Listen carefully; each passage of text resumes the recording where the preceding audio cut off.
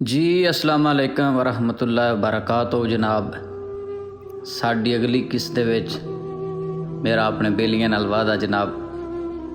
सब तो पहला जनाब दौड़ा नज़र उस्ताद इमरान फ़खरे बेला जनाब दी नज़र जनाब पहला दौड़ा है।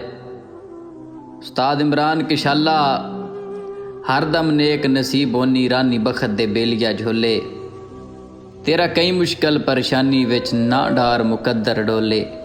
तू पूरा ही संगत दी तरकड़ी ते जिन्नू शक के वजन चतोले। जा कोई नहीं तेरियां जोड़ां दा तेरे बेलिया जग ते रोले।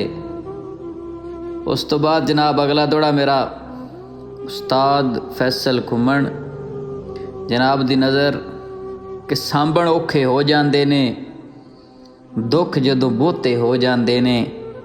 दौलत ऐब लुका लैंदी ए लोग फरिश्ते हो जांदे ने। एक मसला जे हल ना करिए सौ सौ मसले हो जांदे ने। कलियां टुरना पै जावे तां उस्ताद फैसल साहब पंडे लम्मे हो जांदे ने। वेला चाल जे बदले कैफी तख्त भी तख्ते हो जांदे ने। उस तो बाद जनाब अगला दौड़ा मेरा राणा वकास कामों की जनाब दी नज़र कि जेड़ा कुल नबियां तू अफजल है सानू ओ ज़ेशान चा दिता है। जिन्हों पढ़दियां मसले हल होंदे न ओ पाक कुरान चा दिता है। सत्ते सफरी लेख जगावण लई उत्तो खास मेहमान चा दिता है। जावे बख्शी उम्मत मदनी दी अल्लाह माह रमज़ान चा दिता है। उस तो बाद जनाब अगला दौड़ा चौधरी शायद गुजरात जनाब दी नज़र कि जावे बोझ तां शमस हवा होंदी जेड़ी बलदी रहे ओनू आगा दिन। जेड़ी नाल शर्म दे सिर कजदी ओनू लीर तां नहीं ओनू पागा दिन। ते जेड़ा छाप दी गोदे चा जावे ओनू पत्थर तां नहीं ओनू नागा दिन।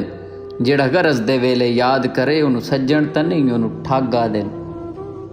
आखिरी दौड़ा जनाब फुरकान जट कुठियाला तो जनाब दी नज़र कि शाला हर दी संगत सलामत होवे हुंदा बेलियां नाल सवा दे।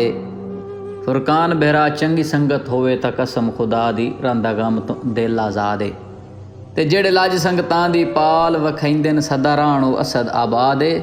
झट दिल नू चौण सकून आ वैंदा है करां गुजरिया वेला याद है।